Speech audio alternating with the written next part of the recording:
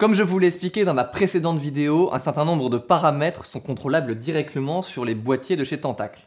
Mais la grande force de ces boîtiers vient de leur compatibilité Bluetooth 5.0 et donc leur liaison avec une application sur smartphone. Celle-ci se nomme sobrement Tentacle. Aujourd'hui, nous allons faire le tour de cette application et des paramètres proposés pour le contrôle du nouveau boîtier de chez Tentacle, le Track E. C'est parti!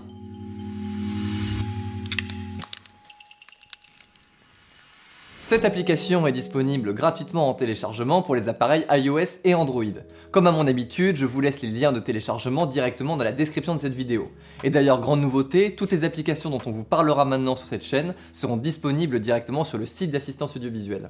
Notez que si vous avez déjà des boîtiers Tentacle de synchro, ne changez pas d'application, c'est la même, il faudra juste faire une petite mise à jour. Pour synchroniser votre Track E et l'application mobile, rien de plus simple. D'abord, commencez par allumer le Track E, puis lancez l'application sur mobile. Une fois le Track E allumé, l'application le reconnaît directement et les deux sont synchronisés. Pour le premier appairage, il y a une petite manipulation à faire, mais tout sera expliqué par l'application. Sur la page d'accueil de l'application, je retrouve la liste des appareils synchronisés avec ce smartphone. Pour l'exemple, j'ai deux Tentacle Sync E et un modèle Track E. Ces deux modèles n'ayant pas le même visuel sur l'application, il est facile d'accéder au modèle voulu. Ensuite, je peux également visualiser un certain nombre d'informations rapides dédiées à ces appareils. Pour les informations relatives au Track E, nous allons retrouver une icône indiquant si le timecode est synchronisé ou non, ainsi que sa fréquence d'image. On retrouve également le format d'enregistrement, 24 ou 32 bits, ainsi que le coup bas s'il est activé ou non. Quant à lui, l'icône limiteur devient jaune si celui-ci est sollicité. Juste en dessous, on retrouve le nom du fichier à venir, qui est composé du nom du boîtier et du numéro de la prise à venir. Juste en dessous, la valeur numéraire du timecode en temps réel, et enfin l'inscription Ready qui indique que le média d'enregistrement est bien monté et que celui est prêt à enregistrer. Le bouton Orange Rec permet de lancer l'enregistrement sur le boîtier lié. Une fois cet enregistrement lancé, ce bouton se transforme en Stop qui permettra de couper l'enregistrement. Si vous avez plusieurs Track E connectés sur la même application et que vous voulez lancer l'enregistrement en simultané sur tous les boîtiers, une commande Rec et Stop sont disponibles en bas de la page de l'application. Tant que nous sommes au bas de la page, on peut parler des options de synchronisation de timecode. Les Track E sont directement compatibles avec les boîtiers de timecode de Tentacle, les Sync et Sync E. D'ailleurs, je vais ici synchroniser ces deux boîtiers-là avec ce Track E. Il me suffit d'appuyer sur Sync, de choisir une valeur d'image du timecode et sa valeur numéraire manuellement. Ensuite, j'appuie sur Start. Une fois les trois boîtiers connectés les uns avec les autres, il me marque Sync Down, ce qui montre que les trois boîtiers sont synchronisés. En post-production, il ne vous restera plus qu'à synchroniser votre ou vos pistes vidéo avec les différentes pistes audio issues de vos Track E. Vous pouvez faire cette manipulation avec votre logiciel de montage favori ou le logiciel propriétaire Tentacle Studio. Pour finir sur la page d'accueil, on retrouve à droite de l'écran trois petites icônes. L'antenne indique le niveau de réception entre le Track E et votre smartphone. La batterie indique l'autonomie restante du boîtier et la petite carte n'est affichée que si un média d'enregistrement est inséré dans le boîtier. S'il n'y en a pas, l'icône disparaît et les petites LED rouges se mettent à clignoter. Pour accéder aux paramètres détaillés d'un appareil, il suffit d'appuyer dessus.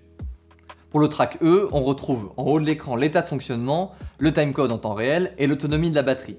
On retrouve également un vumètre gradué en dBFS. C'est l'échelle de mesure classique pour l'audio numérique.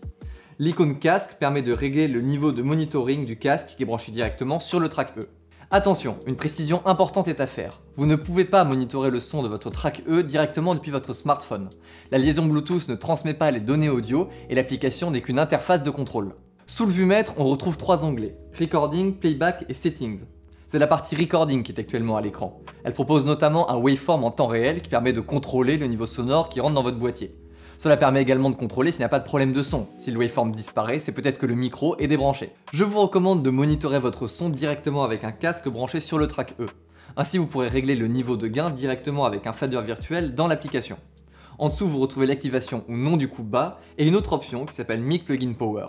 Celle-ci permet d'activer ou non la sortie d'alimentation 5V sur la prise micro. Sans cette alimentation, certains micros ne fonctionneront pas, notamment celui qui est fourni dans le kit du Track E.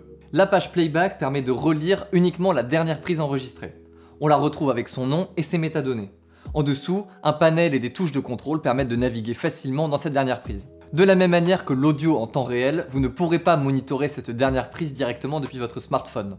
Il faudra forcément utiliser le casque relié au Track E pour la réécouter. Quant à l'onglet Settings, il regroupe l'ensemble des paramètres système du boîtier. On peut par exemple changer le nom de celui-ci. Là on va mettre Pierre. On peut également changer la couleur de l'icône pour identifier plus facilement le boîtier sur le tournage.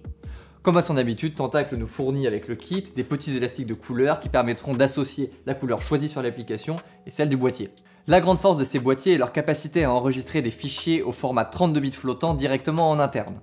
Cette définition binaire permet d'enregistrer des sons très faibles ou très forts et donc de récupérer un maximum de dynamique en post-production. Mais si vous optez pour une définition plus traditionnelle, vous avez le 48 kHz 24 bits sur l'application. Ces fichiers sont dans une norme directement aux diffusions broadcast. Un autre fader virtuel est dédié au réglage de l'intensité des LED qui sont sur le boîtier. C'est une option qui peut être utile si vous souhaitez camoufler au maximum votre track E. Dans cette même logique, l'option LED While Recording permet de désactiver les LED durant l'enregistrement. Pour plus de personnalisation, vous pouvez choisir de changer l'action quand vous maintenez le bouton switch vers le haut. Vous pouvez choisir entre aucune action, lancer et couper l'enregistrement ou lancer et couper le playback. À vous de voir ce qui est le plus utile en fonction de votre situation de tournage. Pour finir dans les paramètres, le formatage de la carte SD se passe également dans cet onglet. Vous appuyez sur Format SD Card et l'application, par mesure de sécurité, vous demande 2 confirmations avant le formatage.